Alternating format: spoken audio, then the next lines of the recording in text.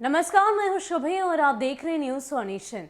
राज्य भर में हर किसी को इंतजार है तो सिर्फ और सिर्फ उस दिन का जिस दिन पंचायत चुनाव की तारीखों का ऐलान होगा। अब ऐसे में पंचायत चुनाव की तारीखों का ऐलान का इंतजार जितनी ही बेसब्री से सभी लोग कर रहे हैं, अब इसको लेकर इस बात का फैसला आ गया है कि करीब 2 महीने विलंब पंचायत चुनाव में हो सकता है। आपको बता दें कि ईवीएम को लेकर पेंच फंसी हुई है। जिस तरीके से इस बात का निर्णय राज्य निर्वाचन आयोग की तरफ से लिया गया कि इस बार पंचायत चुनाव ईवीएम के माध्यम से कराए जाएंगे और ऐसे में हाईकोर्ट में ईवीएम को लेकर पेंच फंसता ही जा रहा है। ऐसे में इस बात की भी सूचना आई है कि अप्रैल तक इस मामले को सुलझा लिया जाए ताकि जल्द से जल्द पंचायत चुनाव हो। लेकिन जल्द की बात हम नहीं करेंगे क्योंकि ये बात भी अब तय हो चुकी है कि पंचायत चुनाव में अब करीब 2 महीने का विलंब होगा। इसके अलावा इससे कई सारी परेशानियां भी हो सकती है, वो इसलिए क्योंकि जल्द ही मानसून का प्रवेश होगा और अगर उत्तर बिहार की बात कर दें तो उत्तर बिहार के तमाम जो गांव हैं, कस्बे हैं, वहां बाढ़ जल्दी आ जाते हैं या यूं कहें कि बाढ़ ग्रसित इलाके होते हैं। अब ऐसे में पंचायत चुनाव उस वक्त कराना कहीं ना कहीं राज्य निर्वाचन आयोग के लिए बेहद चुनौतीपूर्ण होगा। इसके अलावा क्या कुछ खबर है,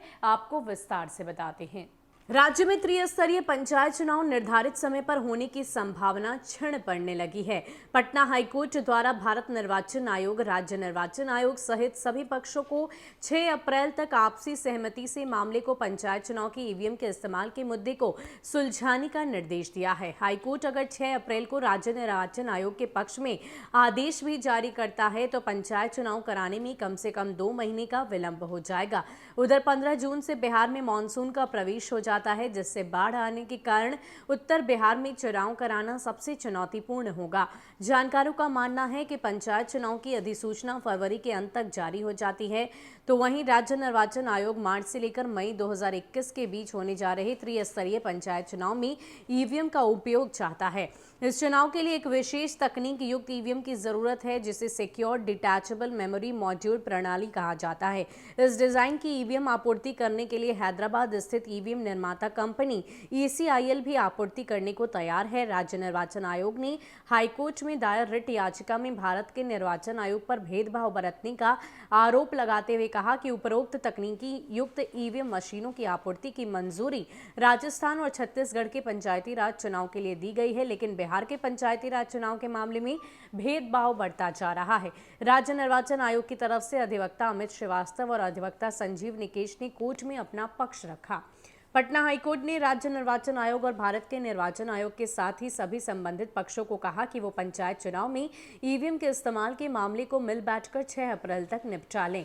न्यायाधीश मोहित कुमार शाह की एकल पीठ ने सोमवार को पंचायत चुनाव में ईवीएम के उपयोग संबंधी राज्य निर्वाचन आयोग की रिट याचिका पर सुनवाई के दौरान यह निर्देश दिया।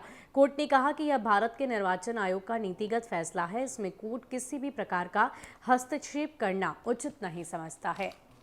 तो आपको बता दें कि एक तरफ जहां जोर शोर से सभी प्रत्याशियों की तरफ से त्रिस्तरीय पंचायत चुनाव को लेकर तैयारियां चल रही है, तो वहीं इस बात का अब निर्णय ले लिया गया है। इस बात की सूचना दे दी गई है कि 2 माह तक विलंब पंचायत चुनाव में हो सकता है। आपको बता दें कि इससे पहले जो बात कही गई थी वो ये थी कि मार्च से लेकर मई के महीने में पंचायत चुनाव संपन्न हो जाएंगे, लेकिन फिलहाल ये संभव नहीं दिखाई दे रहा है। वो इसलिए क्योंकि इस बार ईवीएम के माध्यम से चुनाव होने हैं और पहली दफे ऐसा होगा जब बिहार में ईवीएम के माध्यम से मतदाता अपने मताधिकार का प्रयोग पंचायत चुनाव में करेंगे। हालांकि इन सब के बीच अगर ईवीएम के पेंच की बात करें तो जिस तरीके से इस पंचायत चुनाव में जिस ईवीएम की जरूरत है वो बिल्कुल ही अलग है। वो इसलिए क्योंकि मतदाता एक ही ईवीएम के माध्यम से 6 अलग अलग पदों के लिए अपने मताधिकार का प्रयोग करेंगे और इसके लिए एक बेहद ही अलग और नई तकनीक के ईवीएम की ज़रूरत होती है जो हैदराबाद की कंपनी ECIL की तरफ से दी जाएगी। हालांकि ECIL ने पूरी तरह से मंजूरी दे दी है कि वो इस ईवीएम की आपूर्ति करेंगे, लेकिन कहीं ना कहीं इसको लेकर कोर्ट में फिलहाल मामला फंसा हुआ है। फिलहाल के लिए इतना ही। ऐसे ही अपडेट्स के लिए आप हमारे साथ बने रहिए और देखते रहिए न्यूज़ फॉर नेशन। नमस्कार।